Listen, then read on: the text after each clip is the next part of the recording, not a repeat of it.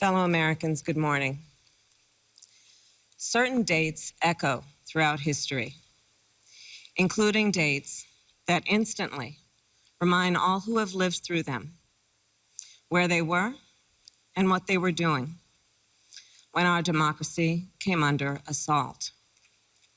Dates that occupy not only a place on our calendars, but a place in our collective memory.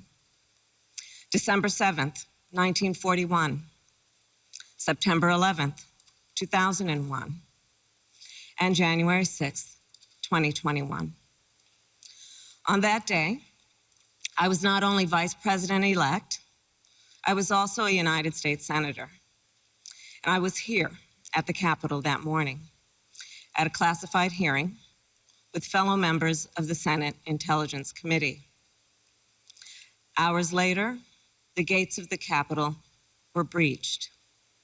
I had left, but my thoughts immediately turned not only to my colleagues, but to my staff, who had been forced to seek refuge in our office, converting filing cabinets into barricades. What the extremists who roamed these halls targeted was not only the lives of elected leaders. What they sought to degrade and destroy was not only a building, hallowed as it is. What they were assaulting were the institutions, the values, the ideals that generations of Americans have marched, picketed, and shed blood to establish and defend. On January 6th, we all saw what our nation would look like if the forces who seek to dismantle our democracy are successful. The lawlessness, the violence, the chaos. What was at stake then and now is the right to have our future decided the way the Constitution prescribes it, by we, the people, all the people.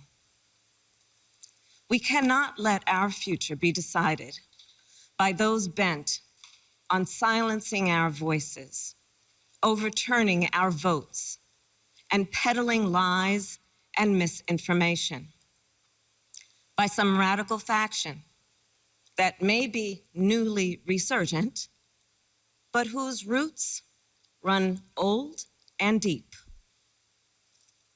When I meet with young people, they often ask about the state of our democracy, about January 6th.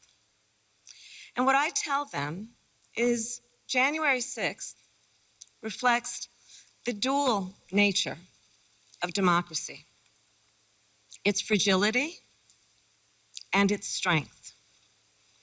You see, the strength of democracy is the rule of law. The strength of democracy is the principle that everyone should be treated equally, that elections should be free and fair, that corruption should be given no quarter. The strength of democracy is that it empowers the people. And the fragility of democracy is this, that if we are not vigilant, if we do not defend it, democracy simply will not stand. It will falter and fail. The violent assault that took place here, the very fact of how close we came to an election overturned, that reflects the fragility of democracy. Yet, the resolve I saw in our elected leaders when I returned to the Senate chamber that night, their resolve not to yield, but to certify the election, their loyalty not to party or person, but to the Constitution of the United States. That reflects its strength. And so, of course, does the heroism of the Capitol Police, the DC Metropolitan Police Department, the National Guard, and other law enforcement officers who answered the call that day, including those who later succumbed to wounds, both visible and invisible. Our thoughts are with all of the families who have lost a loved one. You know, I wonder, how will January 6th come to be remembered in the years ahead? Will it be remembered as a moment that accelerated the unraveling of the oldest, greatest democracy in the world? Or a moment when we decided to secure and strengthen our democracy for generations to come? The American spirit is being tested. The answer to whether we will meet that test resides where it always has resided in our country, with you, the people. And the work ahead will not be easy. Here in this very building, a decision will be made about whether we uphold the right to vote and ensure free and fair elections. Let's be clear, we must pass the voting rights bills that are now before the Senate. And the American people must also do something more. We cannot sit on the sidelines.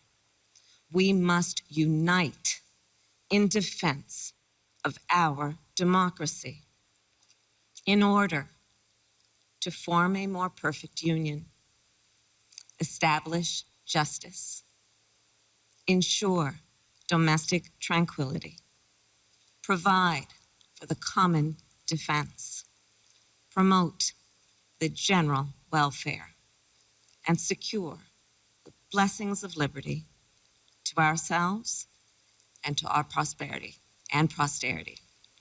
That is the preamble of the Constitution that President Biden and I swore an oath to uphold and defend.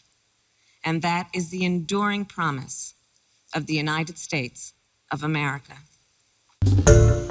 Hi, everyone. George Stephanopoulos here. Thanks for checking out the ABC News YouTube channel. If you'd like to get more videos, show highlights, and watch live event coverage, click on the right over here to subscribe to our channel. And don't forget to download the ABC News app for breaking news alerts. Thanks for watching.